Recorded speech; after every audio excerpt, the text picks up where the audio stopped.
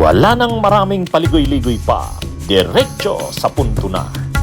Maiksi lang ang komentaryo, pero diretso sa punto. Maraming kuro-kuro, may tiwali, may totoo. Dito, sa puntong diretso tayo. Punto, diretso. Itong sinabi ni Congressman Rooney Puno sa interview sa kanya ng media, sabi niya, kung kinakailangan, pwedeng persahang pauwiin si Saldico, kung kinakailangan. Yan po mismo ang sinabi ni Congressman Rooney Puno. But what is the plan on Saldico? Well, we in Congress we're saying that he should be brought back forcibly if necessary. Really? Yes, I mean, initial reports were that he was in the U.S. Now, then I saw some posts where he is supposed to be in a house. He changed his name and things like that, no? But in the U.S. we can extradite people. Tama naman. Tama naman kasi masyado nang nasira ang kamera. Actually, nasira ang kamera mas hindi pa nga dahil lang kay Romualdez bilang speaker. Ang talagang simbolo ng garapal na ginawa ng Kamara sa budget, sa insertions, dito sa mga anomalya sa flood control, si Saldico. Si Saldico. Saan ka naman nakakita? Ikaw ay congressman, kontraktor pa. At yung mga flood control projects, yung mga flood control sa iba't ibang lugar ng Pilipinas, hindi lang sa Bicol. Si Saldico ay Ako Bicol Party List.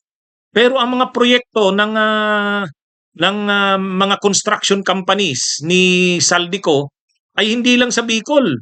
Yung maanumalyang flood control projects, substandard, na flood control projects sa Mindoro, kanya rin yun. Yun din palang sa Antique, kanya rin yun. Bagamat sinasabi niya na nag-divest na siya ng investment niya doon sa SunWest, pero siya ang founder niyan. Saka sino naman maniniwalang wala na siya dyan o hindi kanya yan. At hindi lang yun. Yung kanyang kapatid, si Christopher Ko, ay mayroon ding sariling construction company, yung Hightone. At yung kumpanya na yan ni Saldico na itinatag niya, yung SunWest, at saka yung Hightone ng kapatid niyang si Christopher Ko, kasama doon sa top 15 na mga corporations na nakakuha ng halos 100 billion ng pondo sa flood control sa ilalim ng administrasyon ni PBBM. Kaya at nung isang araw naman, sinabi rin ni DA, Department of Agriculture Secretary, Chu Laurel, sabi niya, pre-nature daw siya ng isang congressman na bigyan ng slot na mga 5,000 yatang containers yun para sa importation ng isda dahil sa para sa kanyang mga mga fishing companies. Grabe. At ang pangalan di umano ng nasabing congressman ay si Saldico. Kaya talagang matindi na. Ngayon, iniimbestigahan na umano ayon sa Billionaire News Channel na yung mga private jets na binili ni Saldico at saka mga choppers ay iniimbestigahan na. Kaya matindi talaga ang issue dito kay Saldico.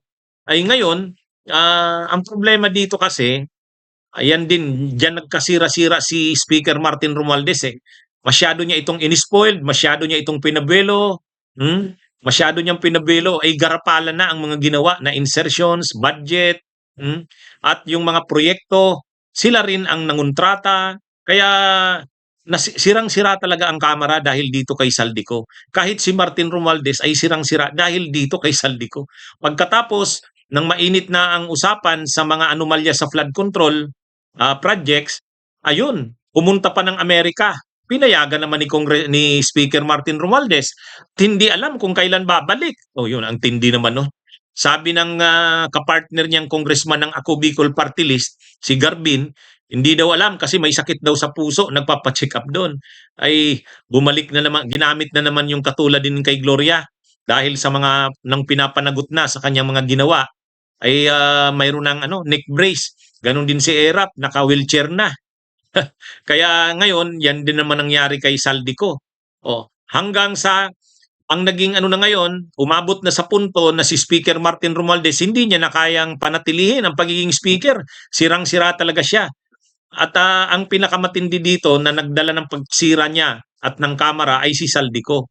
O ngayon, sabi ni Mayor Benji Magalong, ang advisor ng binuong Independent Commission for Infrastructure, hindi palalampasin itong matataas na mga officials na ito.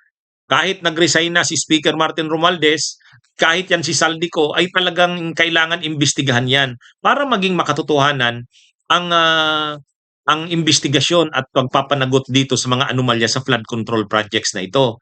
O ngayon, sabi ni Congressman Ronnie Puno nang in-interview siya sa media, kung kinakailangan, if necessary, persahan, they may work for the they may forcibly work for the itong papabalik dito kay Saldico. Ganun yung mga term na ginamit ni Congressman Ronnie Puno. Tama lang naman 'yun. Kasi hindi maibabalik ang respeto ng tao sa Kamara o yung pangalan ng Kamara na sinasira kung hindi mapapanagot itong si Saldico, kung hindi maimbestigahan, kung hindi siya mapapanagot. Ang problema, parang walang kasiguraduhan kung kailan siya uuwi. Walang kasiguraduhan. Sabi ni Congressman Garbin, yung kapartner niya sa Ako Bicol Party List, may daw sakit sa puso. Wala raw katiyakan kung kailan uuwi. Ay, pag mga ganyan, dapat na tama si Congressman Ronnie Puno, pauwiin kung kailangang persahin, gawin. Kasi hindi makaka-recover ang imahe ng Kamara hanggat hindi yan napapauwi. Hanggat hindi naiimbestigahan. At hanggat kung kailangan ay mapanagot, makasuhan, makulong. Yan. Ito yung simbolo. Yung sinabi ni PBBM na no one will be spared, walang papalibrihin. Okay, nakita na yan na hindi niya pinalibre ang pinsan niya.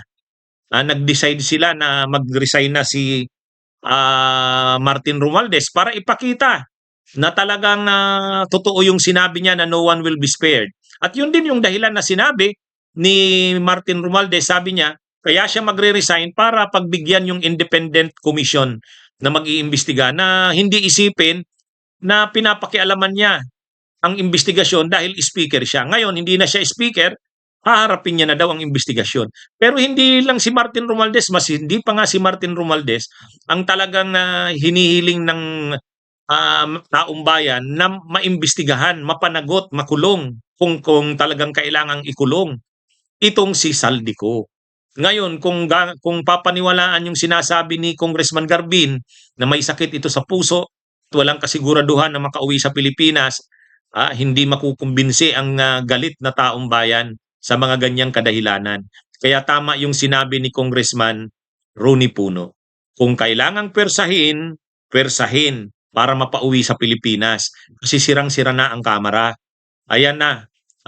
Napersa nang mag-resign si Martin Romualdez. Pero kung hindi mapapa-uwi si Saldico, wala yan. Hindi maibabalik ang tiwala ng tao. Yan mga kapatid. Kaya tama yung sinabi ni Congressman Ronnie Puno. Bunyog, halikan na kasama ka. Bunyog, kapag buklod ay may pag-asa. Luzon, Visayas, Mindanao, isa ang pananaw. Sa bagong Pilipinas ang bunyog isisigaw. Bunyog.